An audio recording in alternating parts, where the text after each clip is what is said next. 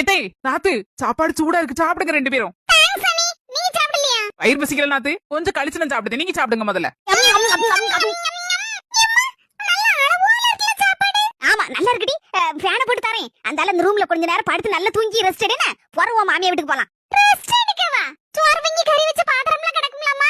எல்லாத்தையும் அண்ணி கூட சேர்ந்து கொஞ்சம் கழுவி எடுத்து வச்சிட்டு வரேம்மா. டி நீனே உன் மாமியா வீட்ல ஒத்தையில கிடந்து வேலை பார்க்க. பரவி எதுக்கிட்டு இங்க வந்து வேலை பார்க்கணும்? பேசாம ரெஸ்ட் எடுத்தமா இருந்தமா போனமா இரு.